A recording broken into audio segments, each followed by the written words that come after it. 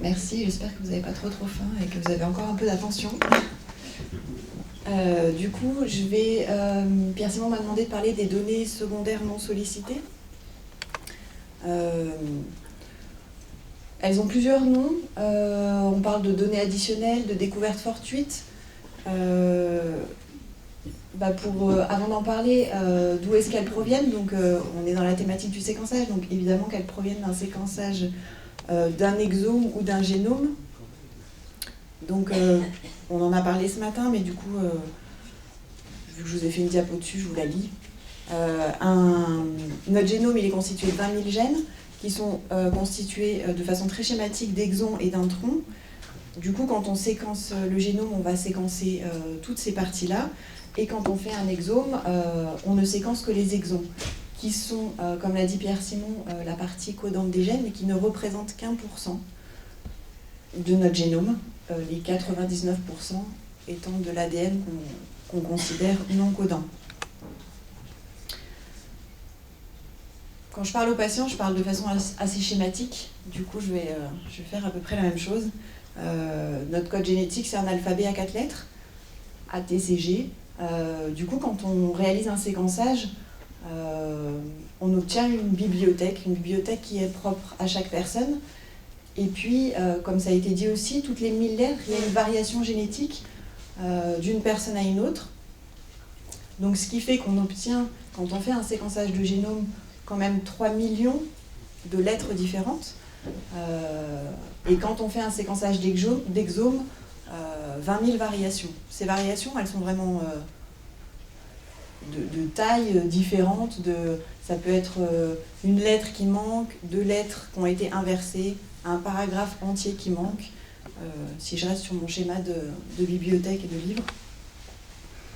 Et du coup, on est face maintenant, suite à ce séquençage, à comment interpréter les résultats.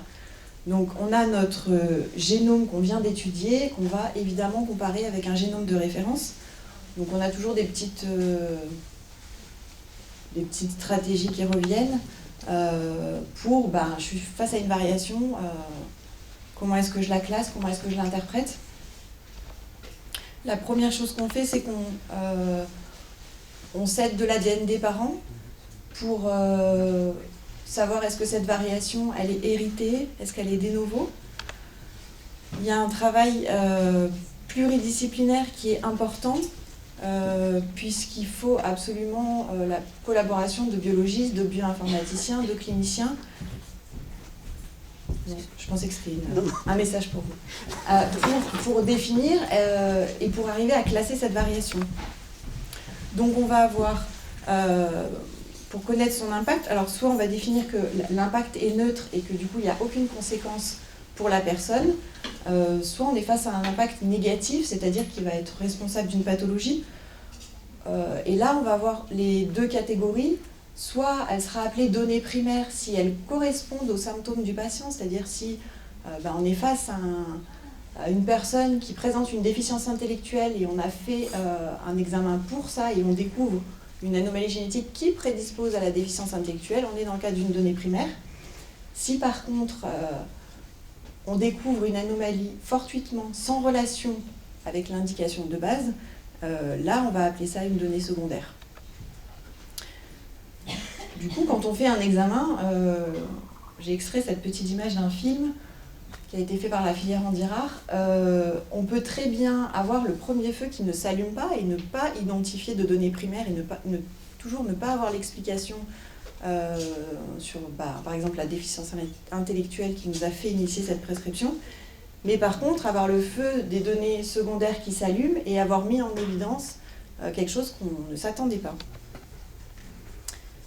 Donc, je n'ai pas fait une liste exhaustive, mais pour vous donner différentes catégories, qu'est-ce qu'on peut rencontrer comme données secondaires ? On peut rencontrer des prédispositions à une pathologie que l'on sait traiter, prendre en charge, principalement les troubles du rythme cardiaque, on peut proposer des traitements. Certains cancers, donc voilà, de façon très connue, j'ai pris l'exemple du gène BRCA qui prédispose au risque de cancer du sein et de l'ovaire. On peut avoir l'hypercholestérolémie familiale, on sait qu'on a un traitement spécifique qui existe. Dans un deuxième cadre, la pharmacogénétique, c'est-à-dire une sensibilité à certains médicaments. Donc là, par exemple, un déficit d'une enzyme hépatique qui va rendre très toxique une chimiothérapie qu'on proposerait de façon très courante, c'est une information qui pourrait être bénéfique pour la personne pour adapter la prise en charge. Et puis, on en a parlé, donc là, c'est pas individuellement pour la personne, il n'y a pas de bénéfice direct, c'est découvrir un statut d'hétérozygosie, donc dans le cadre des maladies récessives, une personne qu'on dit porteuse saine, pour elle, ça va absolument pas changer entre guillemets pour sa santé. Par contre, en termes de conseil génétique et de risque de récurrence pour sa descendance, ça peut avoir un impact si son conjoint se retrouve aussi porteur d'une anomalie du même gène. Donc, que faire de ces informations qui engagent le patient, la famille? Est-ce qu'il faut les taire au risque de priver les personnes et leurs familles d'une chance médicale, d'une prise en charge? Est-ce qu'il faut les dire? Avec quel encadrement? La loi aujourd'hui, elle nous dit que la finalité des tests génétiques, c'est de poser, confirmer ou infirmer un diagnostic d'une maladie à caractère génétique, qu'il est nécessaire de recueillir le consentement éclairé du patient, s'assurer qu'il veuille bien connaître les données principales et lui expliquer qu'on peut découvrir plus que ce qu'on cherchait initialement. Donc il y a déjà, en tout cas, cette notion qu'on peut déjà mettre en évidence d'autres choses.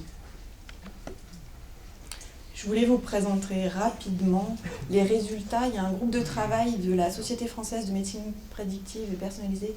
Donc, ils sont 47 experts qui se sont réunis, oncologues, éthiciens, des représentants de malades, psychologues, juristes, qui ont travaillé pendant 1 an pour essayer de sortir des recommandations. Donc pareil, je n'ai pas mis toutes les recommandations, mais ce qui me paraissait important, c'est que d'une part, il y a une information spécifique à transmettre avant la prescription d'un séquençage sur les données secondaires. Et ils étaient pour recueillir 2 consentements. Aujourd'hui, il n'y a qu'un seul consentement, c'est au moment où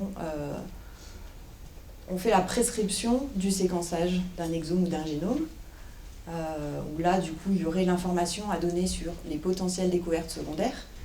Et au moment où on rendrait le résultat du séquençage, de faire signer un 2e consentement pour est-ce que vous voulez ou pas connaître ces découvertes secondaires.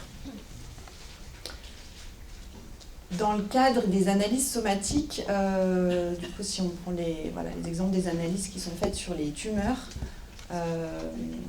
aujourd'hui, il n'y a pas de consentement. La recommandation, ce serait de rajouter un consentement systématique dans ces études somatiques. Et puis, de ne pas rendre toutes les découvertes secondaires. Donc, ils ont travaillé à classifier un petit peu, faire des groupes. Ils ont sorti 3 groupes, et de ne rendre que le groupe 1. Donc, je vais vous présenter ces groupes. Le groupe 1 représente les gènes qu'on dit actionnables, c'est-à-dire pour lesquels il existe des mesures de prévention, de surveillance et de traitement. Donc là, leur souhait, c'est qu'il y ait un retour vers le patient. Et on estime à peu près à 2 à 3%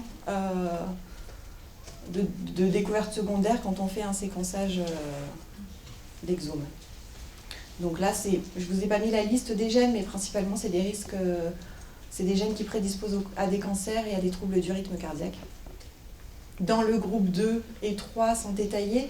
Le groupe 2, c'est des gènes pour lesquels le risque paraît significatif et les actions possibles, mais pour lesquelles le niveau de preuve est insuffisant pour mesurer le bénéfice pour les personnes asymptomatiques. Et dans le groupe 3, des gènes pour lesquels le risque est modéré, les possibilités de dépistage ou de prévention minimes, voire nulles. Donc là, on n'a pas d'action,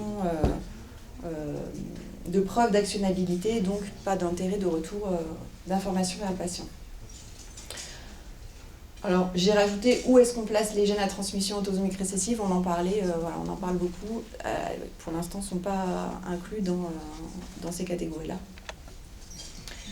Et évidemment, dans leurs recommandations, la mise à jour de ces listes, elle doit évoluer, elle doit être très régulière en fonction de l'évolution de nos connaissances. Entre la première classification, j'ai envie de dire, et aujourd'hui, il y a déjà eu des changements, des évolutions. Donc c'est quand même un choix qui est compliqué pour les familles. Pour qu'ils puissent prendre leurs décisions et qu'on respecte cette autonomie-là, évidemment, ça passe par une consultation d'information la plus éclairée possible pour que le choix soit éclairé, qu'ils aient notion de cette prévention qui existe. Et puis, on n'en a pas parlé, mais depuis 2013, il y a une loi concernant l'information à la parentèle qui dit qu'à partir du moment où il y a une anomalie génétique identifiée, où il existe des mesures de prévention, de surveillance ou de traitement, il y a une obligation d'informer ses apparentés. Donc ça veut dire que la personne qui voudrait connaître ses découvertes secondaires, eh ben, il faut qu'elle ait en tête qu'il y ait aussi cette obligation-là d'information. Donc si on essaye de ressortir, voilà, en se basant, comme on a fait depuis ce matin, par rapport aux grands principes éthiques, pour l'autonomie, eh ben, on est voilà, face à la liberté de savoir ou de ne pas savoir, une information qui doit être là pour avoir un consentement éclairé. Du point de vue du principe de la justice, l'information, elle doit bien évidemment être homogène et équitable, c'est-à-dire la même pour tous et accessible à tous pour éviter une perte de chance. On peut évoquer, ça a déjà été évoqué dans les discussions, si on ne transmet pas ces découvertes secondaires, c'est une non-assistance à personne en danger. J'en ai parlé, du coup, la loi sur l'information à la parentèle à prendre en compte.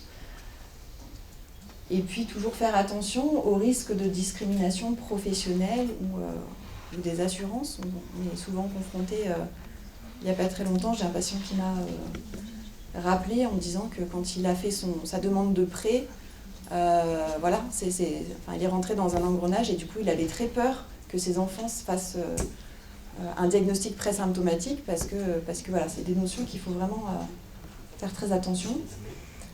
Dans le cadre du principe de bienfaisance, non-malfaisance, il faut être sûr qu'on soit dans le cadre d'une prise en charge où il y a un réel bénéfice pour la personne. Donc c'est pour ça qu'on a fait ces classifications et que du coup on se cible sur le groupe 1.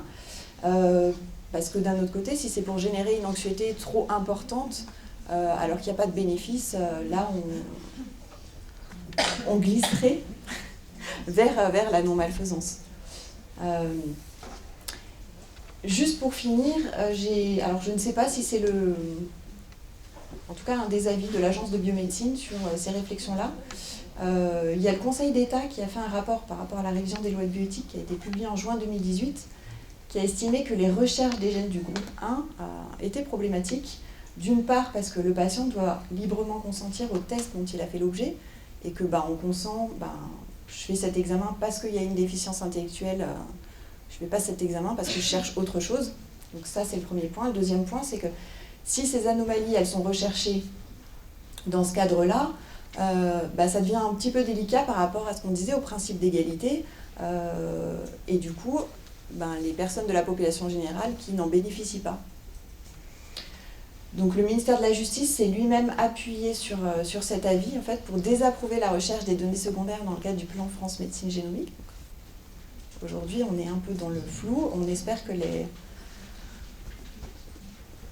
que ça va avancer et qu'aujourd'hui, c'est vrai que quand je vois en consultation des personnes qui viennent pour une consultation d'information sur qu'est-ce qu'un exome, qu'on lance cet examen, on leur dit... il y a des découvertes secondaires, il faut que vous sachiez que ça fait partie de l'examen. Aujourd'hui, il y a un peu un flou. Est-ce que vous pouvez les avoir ou pas? Alors, les gens sont toujours... mais comment c'est possible? Ça nous concerne. S'il y a une prise en charge qu'on peut faire, si on peut être dans la prévention, évidemment qu'on veut les connaître. Donc ça, c'est quand même principalement... Alors, il y a des gens qui ont un peu peur.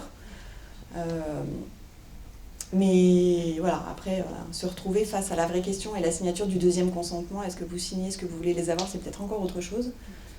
Mais en tout cas, on est là, c'est un peu flou l'information qu'on peut leur donner.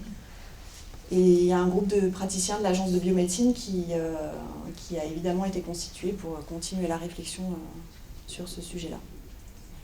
Je vous remercie de votre attention.